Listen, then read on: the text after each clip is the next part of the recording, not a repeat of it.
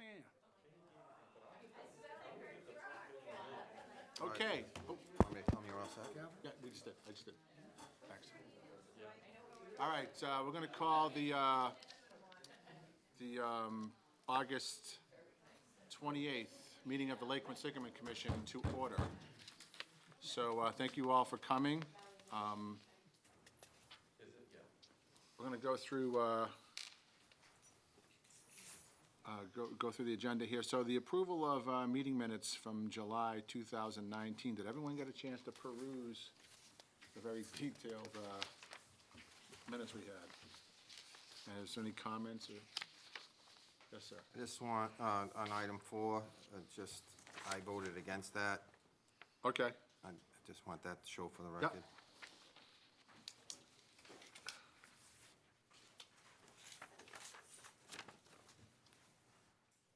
All right. And that strike we talked about earlier is in the new copy, I assume. I don't know if it is, Bill. You didn't, where's Jessica? You didn't reprint that, did you? Not yet. Okay. We will. We'll correct it. Do you want to read that so to correct it for the record? I will, but it doesn't need to be done.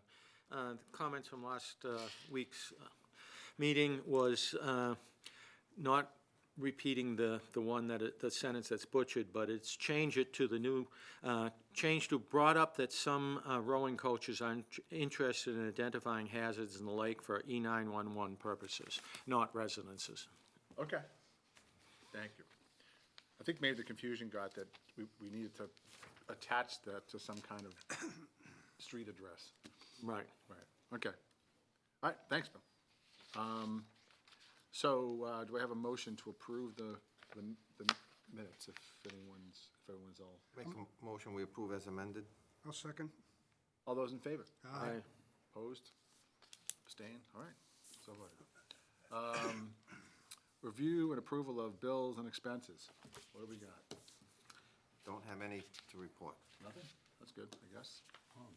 No, that's a fiscally responsible treasurer. Oh, maybe. I hope so. We'll find out next month. Find out next month. Yep. All right, so I guess we'll just move into the commissioners' reports. I don't have a whole bunch of stuff that I'm not going to be discussing later on in the process. So I'm gonna move on to Mr. Pica. Thank you, Mr. Chairman. First of all, Mr. Chairman, I'd like to talk about what's going to happen tomorrow, articulate it, excuse me, in word. If people otherwise haven't found themselves to see the areas of the lake, they're going to be chemically treated to control the growth of nuisance aquatic vegetation. Tomorrow, there's going to be a treatment. Let me just say in general, the treatment area is going to be relatively south of Route 20.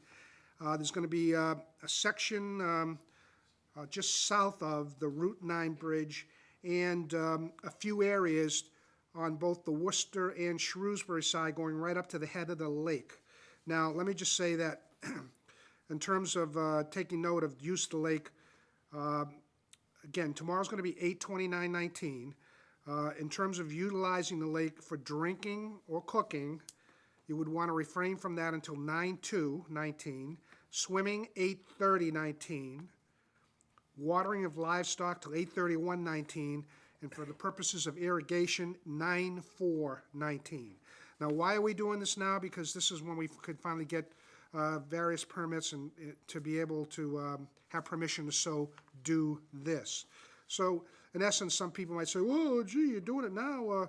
What about the holiday weekend?" Well, again, after 8:30, which is Friday, correct me if I'm wrong, the holiday weekend, the use of the lake for swimming will be fine. Frankly, I'd be surprised if people are drinking or cooking from the lake, but let me just say you got to wait till 9/2. And the watering of livestock, 8/31, and purposes of irrigation, 9/4/19. Now, with that said, I want to move on to another item, Mr. Chair. I want to just take note of what's called Rule 4. I'm going to read a part of Rule 4. of the Lake Quinsigamond Commission. Now, I'm doing this because, you know, people have approached me with issues. And this, again, in part, the use of a bullhorn, megaphone, or other amplification device after 8 p.m. or before 7 a.m., and except in an emergency, shall constitute a disturbance of the peace. No person shall annoy another person or utter a profane, indecent, threatening, or abusive language or loud outcry on the lake, and that's not in regards to those hours that I just spoke of. Now, this is the written rule of the commission. Why do I bring this up? Because frankly, a number of people are somewhat concerned with relative to the state-of-the-art of stereo amplification. Now, what do you mean by that, Mike? Well, in the last year or so, last year or two, the state-of-the-art of stereo amplification is such that people can play their music really loud, undistorted, and so loud that it frankly disturbs people who are sitting on the shore, never mind on the lake. And people have approached me with these complaints. So I want it to be known that it's being articulated by the commission, this particular rule, and frankly, you know, there may come a time where if people were to call the local authorities and say, you know, this boat, and they would have to identify it and try to get their numbers, is really annoying in terms of the volume of their stereo system, they may need to be approached to be told, in essence, tune it down, shut it down. Okay, thank you, Mr. Chair, for that. Other than that, in terms of, as I typically say it during my time in the past year or so, it looks like the mature eagles are flying about, and I don't even know if they're really using the nest so much on Drake Island right now. The mature eaglets, and I'm calling them mature eaglets, they look bigger than their parents. They're flying all around. And when I say all around, all around. So that nesting season appears to be over, and I think the couple was successful with having a pair of eaglets. Other than that, Mr. Chair, I will defer to the other commissioners for their report, because I'm sure there'll be some other things we can talk about later. Thank you. All right, thank you. Officer Valieri is not here. Captain Steele. I feel remiss that I don't have a more comprehensive report for the commission, but We'll just make something up. I have no report for the commission tonight. All right, thank you. Mr. Polito. I would just like to echo what Mike said with regards to Rule 4 and the boats and with loud music playing, going up and down the lake. It is becoming more prevalent. Right. I agree. I think that, we have a rule in place to address that. It's just getting the personnel out there to do it at the time that the news is going on. I can say this, that one day I watched the police patrol, and they would be approaching because a lot of times people raft up. So there's 3 or 4 boats going on, and people swimming around, and the music's blaring and all that. And, you could almost tell when the police boat was coming, because all of a sudden the music would get turned down. And, the police boat would drive by real slow, and people would be there, da-da-da-da-da, and they'd go, and they'd be out of sight, and it'd pop back up again. So it does that. It's not just boats, too. There's also some, and I probably don't have to tell you this, but there's also some onshore activity, especially at Lake Park, where it can get pretty loud over there, and after hours, and right in a cove in Shrewsbury Cove too. There's another area there that they tend to blast out. So that all said, we're asking anyone who's watching this that is doing that kind of stuff is to take have some consideration for the neighbors and around you. Your stereos are awesome. They're really crystal clear, but you literally light up, a good half a mile, 3/4 of a mile around you, because there's nothing to stop the sound. And especially if it's a wind in any direction and you happen to be on the down part of that wind, it's loud. So please take care. We're going to ask you nicely when you first do it to turn it down. If it happens that the police leave and then you turn it back up again, it won't be so nice the second time. So, and if it continues to go on and we find out, from eyewitnesses that, we're gonna address that as well. So please be respectful. All right, anything else on that one? All set, thank you. All right, Amanda's here. nope, Amanda's here. yes, Hi, thank you. Amanda, you have a report? I have no report. Okay, thank you. Mr. Nelson? Just two things. Now that the colleges are back, they're starting to practice and row on the lake, so it's getting busier in the morning, mostly with the men's teams, in the afternoon with the women's. But that's somewhat counterbalanced since vacation time is over. The masters rowing is probably slowing down a little bit. There are fewer people rowing. But that means fewer singles but more eights. I also have a question. On the Rule 4 that was brought up by one of our members, what is the actual mechanism to enforce that? Aside from the police, does the commission have any sort of powers to do anything with regards to enforcing that? Since it is our rule. There's fines. Whoever shall violate any of the above rules and regulations shall be subject to a fine not less than $50 and not more than $500 for each offense. That much I can read you. And that has to be the police that do No, that? I don't believe it does. That was my question. It could be the commission then. That's correct, Okay.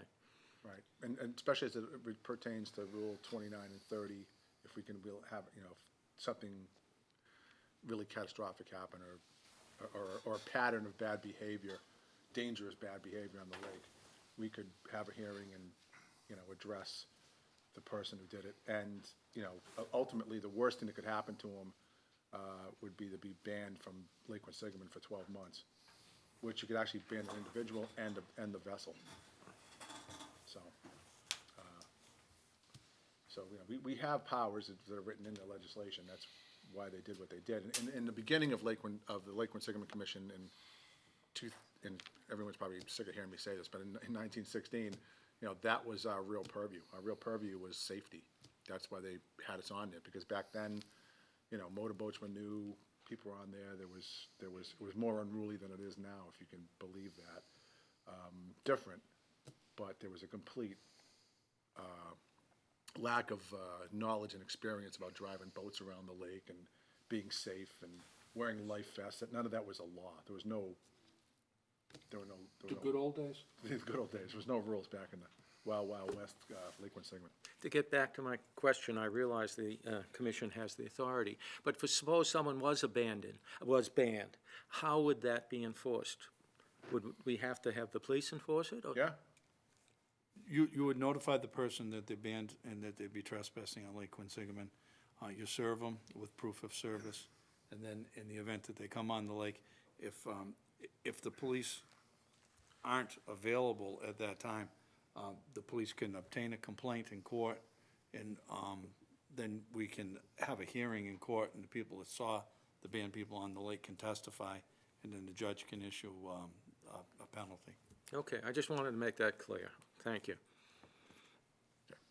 thank you. That's it. That's it? All right, thanks. All right, moving on. The lake management plan, Mike went over treatment schedule for tomorrow. We're gonna go after the milfoil, the fanwort, the sacred lotus, which the map didn't kind of show. I don't know if it's that accurate there, but, the bulk of the work that we're doing is gonna be actually in Grafton. If you look at the map, a lot of the weeds there are in the Grafton part of it for this exercise. And as Mike had mentioned, that, you don't want to be swimming in the Flint Pond area, or I would say probably, the best probably stay out of the water in anything north of Route 9 and around Ram's Horn Island. I'd say until we make sure that the outflow is safer, don't swim around Ram's Horn Island anyway. But that said, that's probably what you want to do and stay out of there. For those people who, the practical thing of irrigation is that those people are taking water out of the lake to water their lawn. their grass, you may want to shut that off for a few days and hopefully it'll rain, so you'll be able to put that there. I don't see the chemicals getting down from Ramshorn Island south and, down into the main body of the lake past the point there, because it's probably going to get dissipated because the water's so deep there. And so I don't see it's getting much past that. And the reason that state lets us treat there, because there is the endangered species past Nelson Point, kind of by Old Faith. There's some in Half Moon Cove, and it's kind of distributed around, which is why there's that gap there. If you're wondering why we're not treating, south of Ramshorn, and then not again until south of Route 20, that's why. It's because of the VCI. So and we're trying to mitigate that. We were hoping to get down and get some samples of that, but the process was going to be a little bit more expensive than we initially had thought, and by the time we got a vote on it, it would have been too late, because the VCI would probably be gone. We're definitely going to attack that next year, though, and to make sure that that's, at least we want to make sure that the VCI is, what we think it is. So we're just going to do a DNA test on it.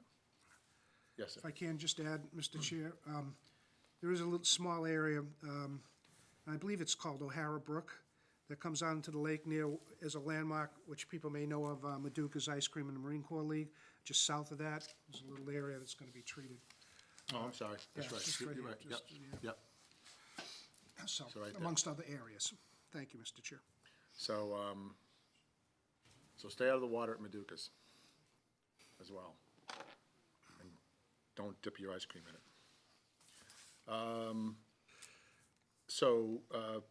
That's that. So the discussion on Newton Pond, and really the only discussion on Newton Pond that I have right now is that, during our last meeting, one of the things that we discussed is to find out what, what is actually in Newton Pond as far as invasive species, and to do an assessment to see what kind of a threat it's going to be to the main lake. And it's my belief, based on our charter, that Newton Pond is certainly part of the Lake Quinsigamond watershed, and anything that's in there is potentially a threat of going down here. And if you look at this map, and you look at the weeds around where this is coming out, this is basically the head of the lake is the mouth of where where Newton Pond and I'm not sure what the name of this pond. Some people call it Mud Pond, but the one just on the other side of West Main Street from the lake dump into Lake Quinsigamond. So it's my feeling that because I don't believe the plants are necessarily heading north. And, you could write this off to a lot of things. You could say, well, okay, the boats are spreading it, because, once it's in your lake, the people in the lake tend to spread it around. It's like having a cold, and you go back to your own house, and it spreads around your own house. But, there's nothing in between it. There's no real problems, except there's a big crop of milfoil right by Old Faith Road, which we've known has been there for a long time. So it's not really traveling north very much, so in that regard. So I'm thinking that, it's probably one of the reasons we're having a problem down there is some kind of overfill from that. That all said, when I went to ESS, because one of the things that I was concerned about as we move forward with this is, everything's about funding, everything's about money, as far as treating weeds and managing this resource. Is that you have to have the money to do the stuff that you want to do, treat weeds, get permits, do studies and all the things that we really should do. We have invested in that. We've invested money into hiring in collaboration with Worcester's Lakes and Ponds and the Lake Quinsigamond Watershed Association, where we collaborated and hired a person to go there and start doing some source testing to develop a QAP, which is a procedure, a documented procedure where whatever we do test, that the state will take and say, okay, this is verified, that you did it the right way, and we'll accept the results. So we're doing that so we can start to, and we're very focused and limited on a beach, and we're kind of doing it in conjunction with what the state's doing, only we're doing a different test. And so, you know, it's really was kind of at the experimental stage there. But we want to get the experience behind us and to developing QAPs and to move forward so we can, you know, basically check the sources of all of this. Because we have, you know, upward of 1,000 outflows, I think, coming into the lake of one form or another. And, you know, we're in here treating it and trying to get things finished. But if it's going to be, if things are coming in that we don't know about or understand or overlook, you know, it's just going to cause us problems, and we're going to be throwing good money after bad. So that's really, you know, a concern there. The other part of that is that, you know, the funding itself, you know, it basically comes from, you know, we're seeking funding from the 3 communities, the 3 towns in the city, and Worcester actually, in one of our proposals that we have to discuss tonight, is offered to pick up the bulk of it. So that's a great thing. And you know, Shrewsbury is over the past 3 years have been as generous as they can be, and more generous than the other communities. Grafton, you know, we're still working on, and the state actually has kicked in money as well, as an appropriation, not a grant or the other stuff that we're working on, but this was a straight appropriation that we got from the state, and we'll go to seek that.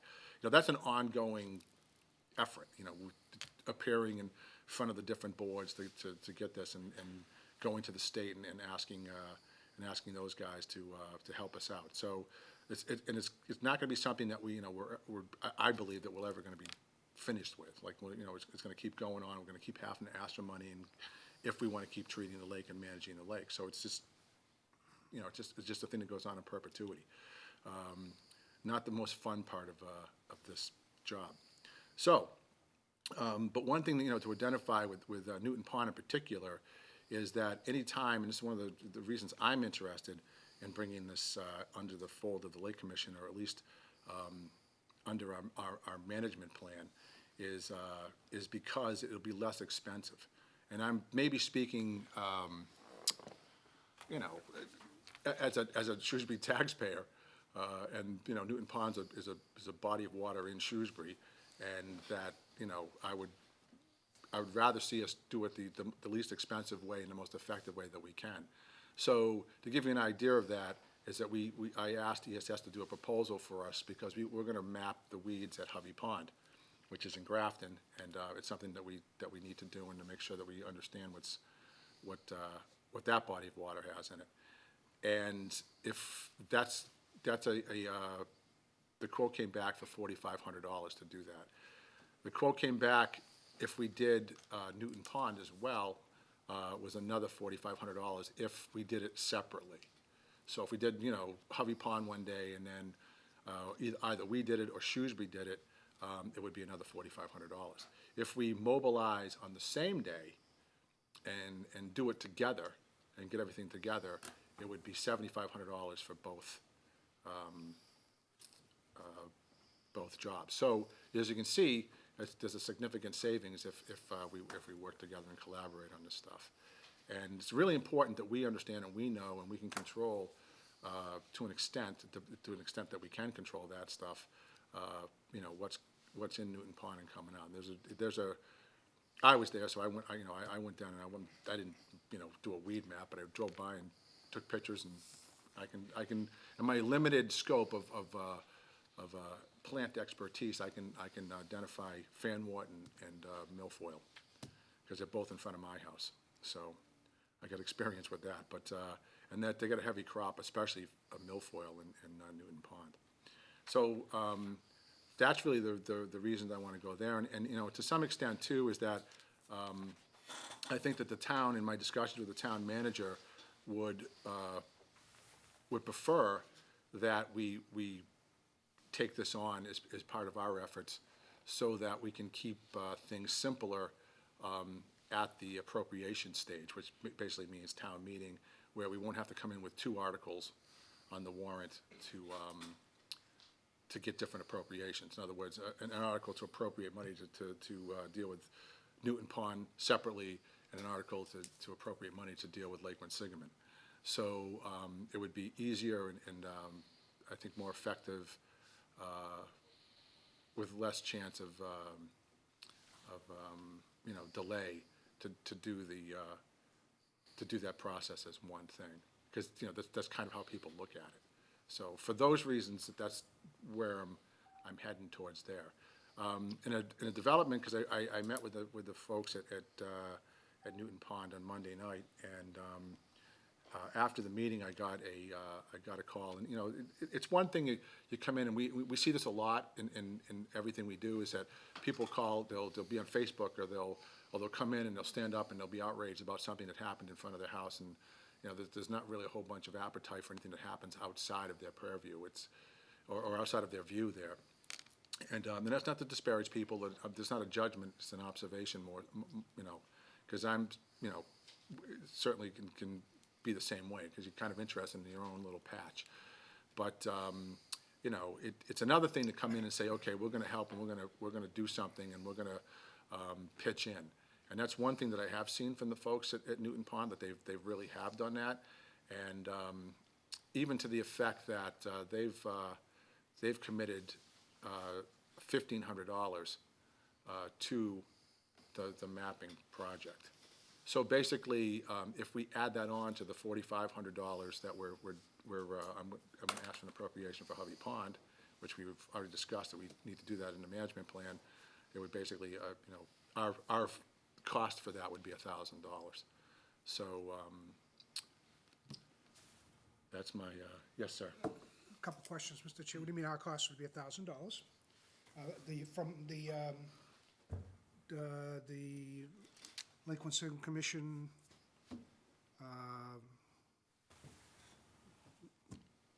till, call it what you want. Yes, from our budget, yes, And the folks from Newton Pond are willing to pitch in $1,500? correct.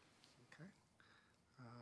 Well, for the purpose of the discussion, Mr. Chair, what I have down here is $6,000, and you're saying our part would only be $1,000 versus $4,500 just to do, say, Hovey Pond and Newton Pond separately. For the purposes of discussion, Mr. Chair, I'd like to make a motion that we give serious consideration to including then in Newton Pond with Hovey Pond in terms of a study by ESS, is that what they were called, their initials? Yes, correct. ESS, to identify specifically weeds, as this might lead us further in terms of some form of treatment in the future. I say this because I see the map and I agree that the head of the lake, the milfoils, I'm sure the seedlings coming down that short stream that comes from Newton Pond into the head of the lake, I'm sure they are. And I'm sure it's gonna just eutrophy, weed the northern part of the lake going south. So for the purpose of discussion, I would like to make that motion. If it gets second, just for further discussion, fine. If not, so be it, but I'm making that motion. Thank you. Okay, so to be clear on the number part of it, from a motion standpoint, it would be, excuse me, $4,500 plus $1,000. 4,500 for plus 1,000, what does that mean? That would, it would mean that it would be a total of $5,500. That would cover both Hovey Pond and Newton Pond, with the contribution from the Newton Pond It folks. wouldn't be 6,000, it'd be 5,500. 5,500, correct, total. Okay, and how much from the Lake Quinsigamond Commission treasury are we pitching into that 5,500? 5,500, 5,500? yeah. Okay. For the purpose of discussion, I would like to make that motion that we so consider taking Newton Pond as a part of ESS's survey analysis of the weeds. So another question, is it a motion to consider doing it, or is it a motion to do it? Motion to do it. It would have to be second, Mr. Chair, we'd have to have a discussion. All right. And I believe relative to rules of order, we'd have to so then vote on it. All right. Thank you, Mr. Chair. Does everyone understand the motion? Let me just clarify what I think I heard. If we, at this time, elect not to do Newton Pond, we will pay $4,500 to do the other end. Yes, And if we do Newton Pond at the same time that we're doing the other end, it will cost us, the commission, a total of $1,000 extra dollars, rather than $4,500, take away their 15, $3,000 at another time. that's correct. taking in their contribution, So, that the right. Newton I Pond would, folks. with that understanding, I would second the motion. All right, any discussion, comments? Yes. My comment would be, is if we do, number one, I don't have the report from the treasurer. I don't have the funds, so I don't know what we have in the account. Okay. I don't know what's encumbered by the treatment Yep. that's going to come. So we need to consider that. The other thing is going forward, if we do get into this Newton Pond deal, I would suggest that it remains separate in permitting regards to orders of conditions and things of that nature. Because if you get an order of conditions that's linked to the order of conditions on the lake, and there's a hiccup, then it jeopardizes the entire lake. I agree. So if you keep it separate, and you work that as a separate entity, which I understand the link, I understand how the water flows, I understand it's part of the headwaters of the lake. Right. If you keep it separate, and you manage it as a separate area, but you use what we have for resources within this commission that we already have, I think you're looking at, you're going in the right direction. Okay, great. I have a discussion on the non-financial aspects of it. Yeah. There's obviously a body of water, a stream if you want to call it, connecting Newton Pond with Lake Quinsigamond. Do we know what plants are in that body of water connecting these two? And has they been examined, looked at? Are we going to learn anything about that part? Because the real problem consists of all three parts, Lake Quinsigamond, Newton Pond, and the connection between them. That's a good question. So we're familiar with the invasive vegetation on the pond that I can never get the name right because it's Mud Pond, or the ones, it's across from West Main Right. Street. So if you look at the culvert down by the. Between West Main Street and Newton Pond. That's correct. So, that's got purple loosestrife in it, it's got milfoil, it's got fanwort, it's Water chestnut. someone's spotted some water chestnut in there, which is bad. And we found water chestnut on that end of the lake as well. So we know that there's a flow that going on there, so there's a distribution, we'll say, of plants coming down. We don't know what's in the stream that's in between Newton and, we'll call it Mud Pond for lack of a better term right now. So that would be part of the matter, that we find out that what's coming in there from that. We know, or I'm confident to say that they're gonna come back with a robust crop identified in Newton itself. So I'm assuming there's probably some stuff in there. I mean, some stuff, milfoil isn't really conducive to growing in currents and that I know of. I may be wrong, but, so it just kind of flows down through the mix. But there is some, for example, in the Quinsigamond River, in between Irish Dam and Hovey. Yes. So it happens, and there's a whole bunch of purple loosestrife. There's a whole bunch of stuff we're actually not attacking over there that we probably should be. But that's a budgetary thing, and we're going after the closest monster that we have, the biggest monster that we have. But if, after we identify all of this, Yeah, and we decide in conjunction with Newton Pond Association or whoever, the local residents, to treat Newton Pond, yep, that wouldn't do much good unless we also treated all of the stream between Lake Quinsigamond and Newton Pond as well. yeah, I mean, from my perspective, that would be part of the management plan. It's the same way with the management plan will develop if we need to treat something in Hovey, that we'll probably treat going into Hovey. I mean, one of the challenges we have on the Irish Dam going into the Quinsigamond River, it's very challenging to stop any weed fragments from going over the dam. It's almost impossible to do it. So that's an issue. So I'm gonna suggest that there's probably a whole bunch of stuff in Hovey. And we know there's a whole bunch of stuff in Lake Ripple, which is that's all downstream from the Irish Dam. So we know that, that's kind of the way it works, but, and I feel that that's probably gonna happen.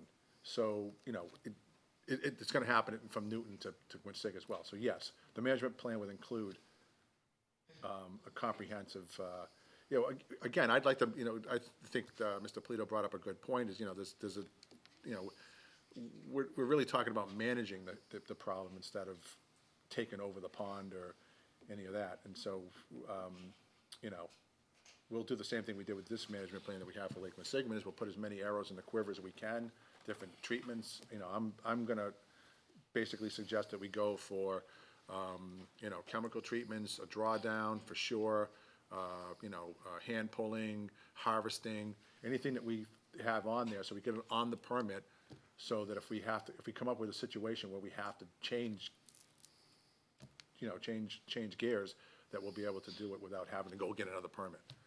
Because that's expensive every time we do that. You know, and in this case, we're gonna be going to to another town. Most of Newton's in Shrewsbury proper. But, you know, part of it's in Boylston, so we're gonna have to go to Boylston as conservation to get permission, just like we do in Grafton and Shrewsbury and Worcester for the main body of the lake. That make sense? Yep. Yes, sir. Thank you, Mr. Chair. One, Lake watershed's pretty big. You want to take in Poor Farm Brook, it starts probably at Worcester Country Club. Relative to how hard it's been for this commission to fight for a few dollars to get help to treat the lake, over many years, I have some concerns we can't get, as Mr. Polito has said in the past, too universal at this time. It's just not practical in terms of being able to address all these things with our limited resources at this time. So consequently, in terms of my motion, I'd like to say it should be limited in terms of the scope of simply identifying weeds in Newton Pond, Lake Quinsigamond at this time, and it's relative to what the Lake Quinsigamond budget can currently realistically afford. So I want to add that to my motion. Thank you. Okay, so, And that's it, at this time. We're just talking about Newton Pond and Lake Quinsigamond in terms of the ESS study to identify weeds. That's all we're talking about right now, today. I have some concerns that we just can't get too universal. We can't, it's not practical. It's, at this time, okay. you know. That would be in addition to Hovey, which was already on the. I don't think we should, unfortunately, if people know the watershed, you could bring in all kinds of things. Poor Farm Brook, people know where that is? That runs all the way up to Worcester Country Club, okay? It comes down into the lake. There's a little pond right next to the former Garapi Platers, if you want to talk about that. There's the Mill Pond, there's Jordan Pond. You know, we got to deal with what realistically we can actually deal with at this time. Relative to the resources we have hard fought for and actually have in hand. Yes, we can fight for more, but we need more dineros to do more, and we have to work with what we got. Thank you, Mr. Chair. Okay. It's reiterating my point. I just, you know, and to that end, you know, I'm gonna say, and there's no telling what's gonna happen. I mean, right now, we're in the economy that we're in, and, you know, there's pretty robust tax revenues and whatnot, and you know, every penny that Shrewsbury has coming in, they have earmarked for something right now. So it's not like they have a bunch of money laying around that they can just, you know, throw into us. And then the city's the same way, and Grafton's the same way. But you know, you also have to take into consideration that if for Newton Pond, for example, if that gets expanded, in my understanding from the town manager, is that, you know, the budget would get expanded because we're taking on more work. So it's not like, you know, they're gonna pile stuff on us without trying to fund it. So it's you know, we're gonna go back and say, you know, in consideration of the other stuff we're doing, you know, we're gonna need more of an appropriation this year. And that's why I think it's better to do that in one article than two. So that's kind of what we're shaping, because that's a whole process that has to go through approval things and finance committee meetings and all the other stuff that we have to do, so. Right now, we're just talking about identifying the weeds there. That's all this particular effort is. That's a step It's process very towards focused, some of these yep. other efforts. It may need to be brought up at another time in terms of a motion to further proceed on some of these things. Right. It doesn't mean that the Newton Pond Group can't take some initiative to cobble together the necessary plan themselves. As we're a volunteer commission, by the way. None of us get paid. So let that be known. So thank you, Mr. Chair. One question, did you receive the funds from the Newton Not yet, Pond? no. So the only thing I would add is if the vote would be contingent upon receiving Yes. said funds. Contingent upon, I believe we should probably amend it, I don't know if I can do this or not, but contingent upon receiving funds from the Newton Pond folks, and that we have the funds. Funds in our budget. Right, we have the budget. So let me add to the motion, as I thought I said it a few moments ago, contingent upon whether we have the funds and taking into regard the contribution from the Newton Pond group. All right. Of $1,500, correct? Yeah. Okay, I- I'll re-articulate Do you it. guys understand the Add that to the motion, thank you. The motion? And I'll second it once again. Okay, and any more discussion? So just one more, just to be Yeah. clear, the additional cost to us would be $1,500. The additional cost to us would be $1,000. $1,000. Yes. Correct. Okay. Okay? Question Yes, sir. then, so the total would be 7,000, not 7.5 thousand. 75, one's, Well, 45 plus 15, is 60. No, wait, I and then guess you're right, yeah. 1,000 brings it up to 7, and so my math keeps getting me to 7 rather than 7.5. So it's 45 and 25. So I guess it's seven, it starts at 7,000, right? So it's 2,500 for, yes, I'm sorry, my math was fuzzy. It's 2,500 for Newton Pond and 4,500 for, If we do them together. if we do them together. Just to give you the math from a different angle. Yeah. You mentioned it would be 45 for the one and another 45 for the That's not, yeah. second one, Yeah. if separate. So if you take the money, the 1,500 from that, that comes to 7,500. My point. If you take the 2,500 out, What 2,500? It's gonna be a total of $7,000. right, because if we do it together, it's 4,500 and 2,500, not 4,500 and That adds to 4,500. 7,000. So, So, let's see. so that would come out to 7,000. Yes? Okay, so 1,500 the from Newton original and- number that was 3,000 was misspoken, it's 2,500. That's correct. Okay, and now it's clear.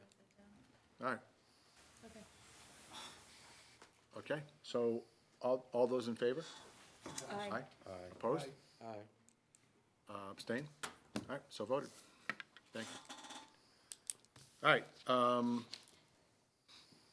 discussions on the rules for Lake Quinsigamond, which is actually, I was gonna discuss rule number 4, and, which we've already done, so I don't think we really need to do that again. How about the update from Jacqueline Burmeister, item number 2? Oh, I'm sorry, I skipped over Jacqueline. Oops. Sorry, Jacqueline. Jacqueline Burmeister? This is my favorite part of the meeting.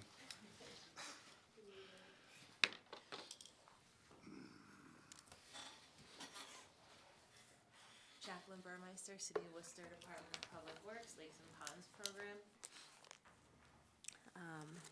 So, as mentioned by Peter earlier, we're really happy to be able to contribute to the weed survey for next year on the management plan. So, we're looking forward to be a part of that next year. So, the next thing is we have our last Worcester Cyanobacteria Monitoring Collaborative meeting the 14th of September.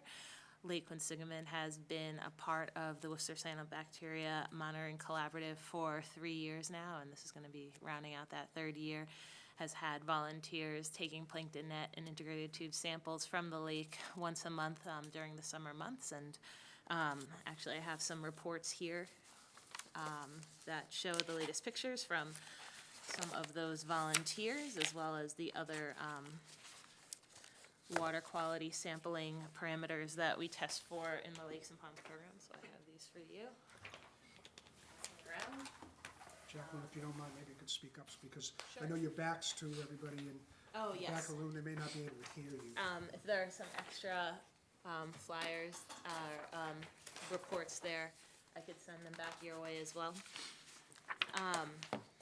So Yeah, again, we didn't see much this past month as far as cyanobacteria. We might have seen a dead cyanobacteria, but we, as usual, cyanobacteria are not a huge problem in Lake Quinsigamond, as they have been throughout the rest of the Commonwealth. There have been quite a few lake closures, if you've heard on the news, but luckily, that's not a challenge that we have to, that we're too concerned of in Lake Quinsigamond.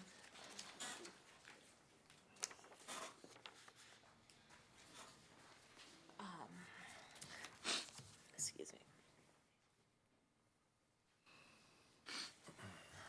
So in this report, we have the results of the water quality sampling that I do twice a month. The most recent day that I went out to Lake Quinsigamond was on the 21st of this past month. The surface temperature was about 26.5 degrees Celsius. This is slightly cooler, so the water temperature is cooling down for the season. The transparency, or the lake clarity, how far down you could see in the water, was about 14 feet, which is still very high clarity for this time of year. This means that there's not a lot of suspended particles in the water, and that usually is indicative of a nice, healthy lake. Surface water dissolved oxygen. This is, of course, essential for the survival of fish and wildlife. It's around 7.3 milligrams per liter, which is also more than sufficient for your cold water fish, as well as your warm water species. So what we do see, though, in that graph to the right, we have the profile, which is the oxygen and the temperature of the lake going down every 4 feet from the surface. You'll see on the y-axis the depth, so the vertical axis, starting at the top, at the surface, down to 76 feet. We see that there is a sudden drop in both water temperature and oxygen around 12 feet, with the oxygen levels dropping significantly or below what is considered good for those cold water species, around 20 feet. This is a slightly shallower depth than last month. I think it was about 24 feet last month. And this is what we kind of see going on throughout the summer in cycles, is as the water warms up on top, the drop off for the temperature becomes higher and higher in the water column, pushing up that barrier for mixing for the oxygen, so that oxygen is not able to circulate to those lower depths.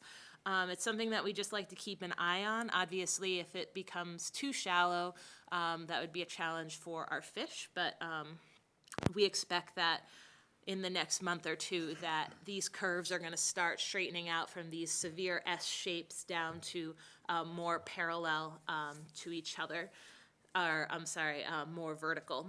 So yeah, this is about the time when it starts cooling off and you start seeing oxygen restored to the lower portions of the lake.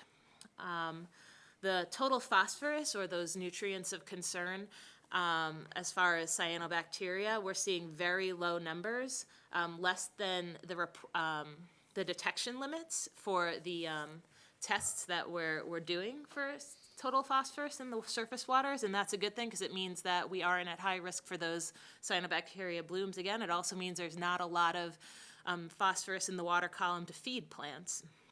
So that's good news. I have on this chart as well, in this report as well, a chart on the Enterococcus most probable number. This is the bacteria test they do at the beaches for through the state at Regatta Point and Lake Park.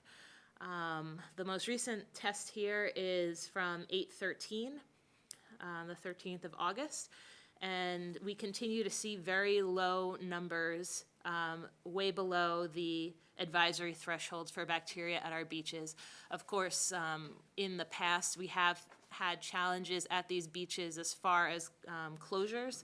Most of the season last year, these beaches were closed due to high levels of this bacteria, and so we're really relieved that this year we're not seeing those numbers quite so high. We are ready to, if we do see the numbers go up again, which I'm guessing they probably won't at this time, just because the season's so close to being over. we are ready to take a DNA sample to try and determine where those, where the bacteria are coming from. Yes, so that's it for the report. I can answer any questions on that if anyone has any. Yes? Maybe I asked this Jacqueline last time around, but the aberration in terms of regatta point on 723 being 117, on 725 going down to 44. In terms of the enterococcus numbers, do you have any explanation for that as to, over that few-day period at the last week of July, as to why the enterococcus was so high and then why it seemed to drop in half relatively quickly? So one thing that's important to know about these bacteria is that they don't live outside of warm-blooded animals for a very long period of time. And so when they do these tests, they expect that what they see is reflective of what's going on at that very moment, and they tend to dissipate really quickly unless the problem is chronic. So what probably happened here is that it was a rainy day. There was a lot of storm water going into the lake, carrying with it anything that was in the storm system. It made the number go up for that day, and then as the water dissipated, the number came back down. That is the most probable explanation, and it's very common that this happens at a lot of urban beaches after rainstorms. Okay, thank you. Any other questions? A comment rather than a question. Looking at this extremely low total phosphorus count here, I can't help but think that what it really indicates is even with what limited amount of testing we want to do, we really are barely touching the surface. For example, one of the reasons we could have such a low level of total phosphorus is because it clearly comes in from all the sources flowing into the lake. It could be that all those weeds in Muddy Pond and Newton Pond are using the phosphorus up, and that's one of the reasons why we have such low phosphorus in the lake. So it's just, all I want to say is there's a lot more we do not understand about what's going on. Agreed. Yeah, no, and sampling at the tributaries, I do a lot more sampling than what's on this sheet. I just want to provide a brief ongoing overview of what's going on, but we do sample the tributaries as well, and all that information will be available in our end-of-year report and at our State of the Lakes event. But what we have seen is that, yes, there are high volumes of phosphorus going into the lake, but at least at the places that we are testing at. But that's not necessarily representative of all of it. There's also groundwater flows that go into the lake as well, and those you would expect to have much lower phosphorus content. So there's a lot of dilution happening. There's a lot that we don't know, but. Just as a comment, I know that there's underwater springs that come into the lake. Correct me if I'm wrong, but I've heard comments said in the past, and this may be just a general comment, it could be somewhat naive, that the lake is kind of more so acidic. Does that kind of counterbalance phosphorus? Relative to your expertise, Jacqueline, I hope I'm not putting you on the spot in terms of that question. The pH seems fairly normal for. The pH is fairly normal. Yeah, for what we see in the other lakes and ponds in the area. Yeah. The last thing, unless there are any other questions, I have one more announcement, is that the city of Worcester right now is working on a green Worcester plan. The city manager is hoping to make the city of Worcester one of the greenest cities in the country. And we are hoping to gain a lot of insights from the citizens of Worcester, what their priorities are to see the city move forward with as far as sustainability, resiliency with climate change, and other livable projects to increase livability, transportation, and the like. We have a public survey that's available in both English and Spanish online. I have a flyer here that talks a little bit about what the purpose of the survey is and what the project is all about. I can hand them out to the commission, but if anyone has any events in Worcester that they think where there'd be people who'd be interested in participating in such a survey, and it's really about trying to figure out what's on people's minds as far as these types of topics. So it's really open to anyone. So these are going to be up here. If you would like to take some, take a few, and share them with We have those available on Lake Quinsigamond Day on September 7th. I can make sure they are there.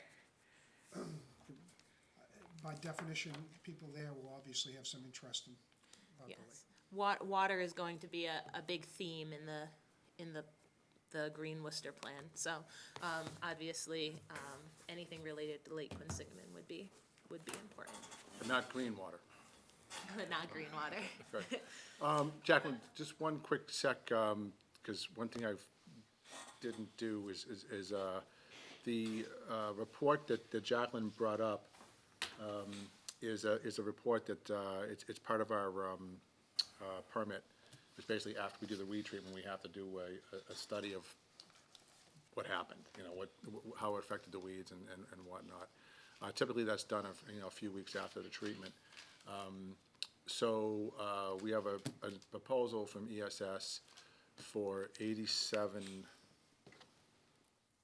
me get this right, so I don't confuse anyone any more than they already are.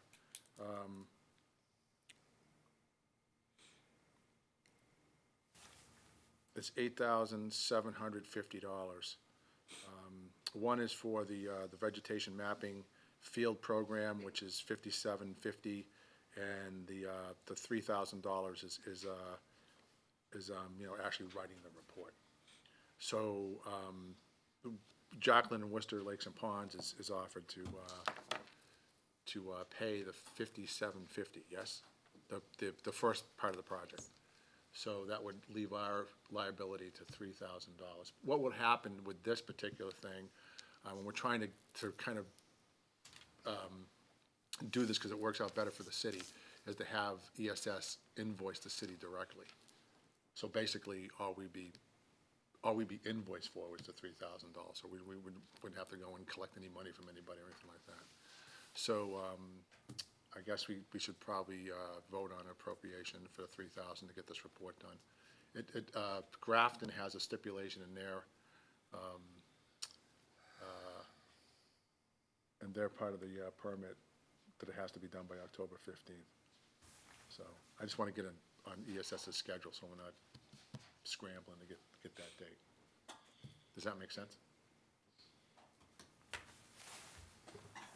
I make a motion that we make that money available for the report, Contingent that's in the budget. contingent that we actually have the money to pay it, Right. and The $3,000. and have it done, 3,000, and have it done in time for Grafton. Okay. Second. Will that work out for you folks?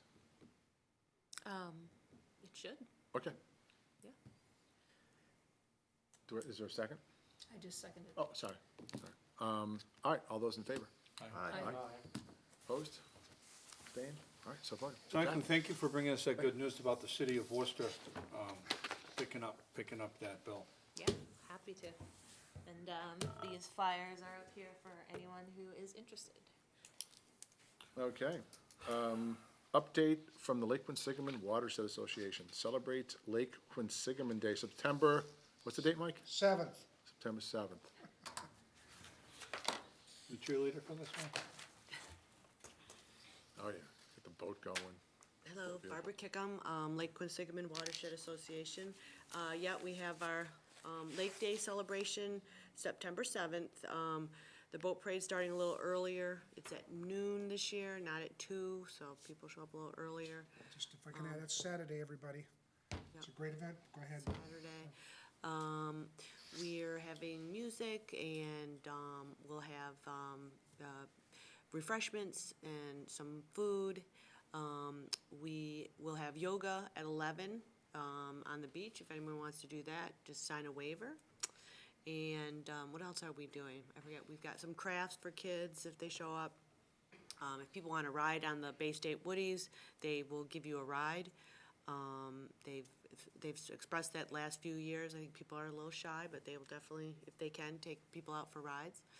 And I think that's it. So everyone show up. And we have great prizes for people who do enter in the parade. You don't have to decorate your boat to be in the parade, but if you want to, you can be judged, and the prizes are really good. So, and then we have some raffles to try to raise money.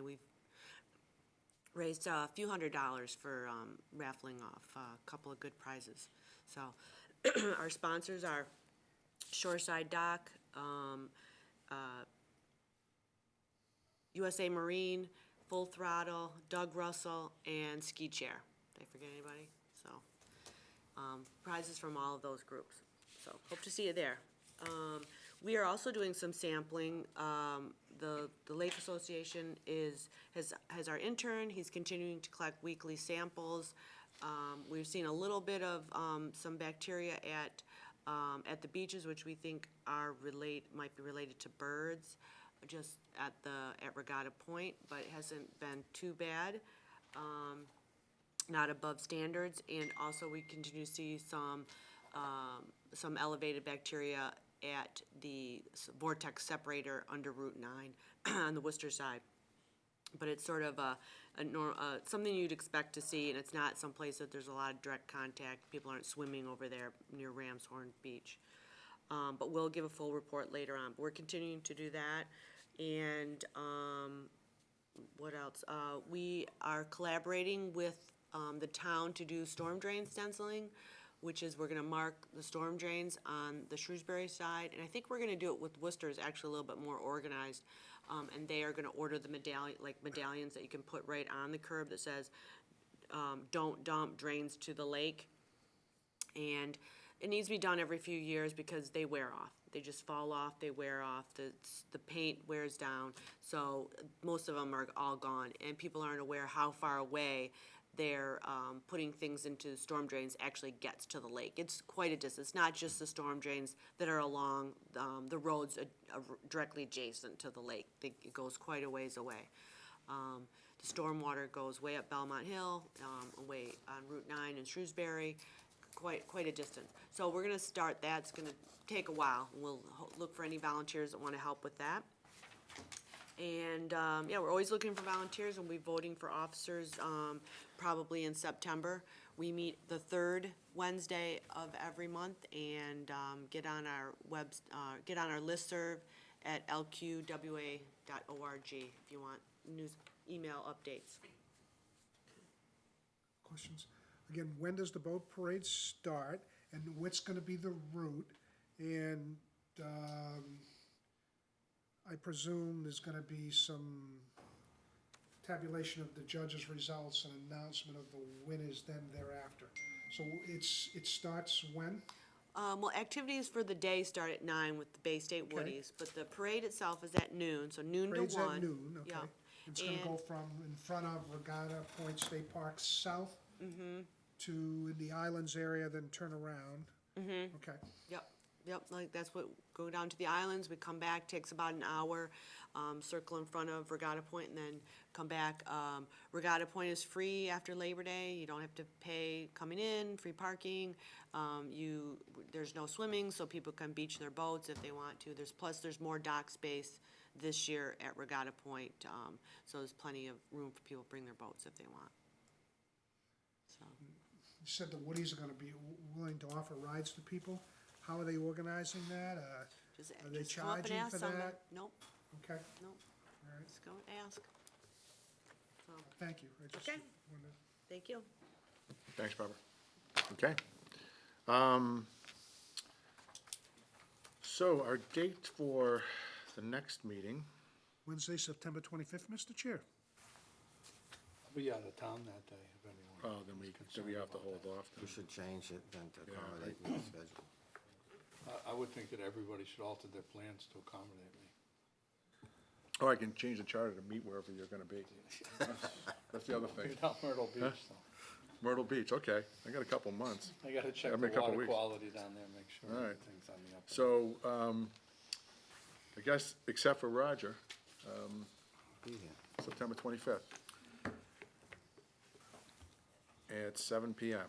We'll announce what room it is at that point. And, Rod? Motion to Captain's chair. adjourn? Motion to adjourn? Second? Second? All right. All those in favor? Aye. Thank you very much.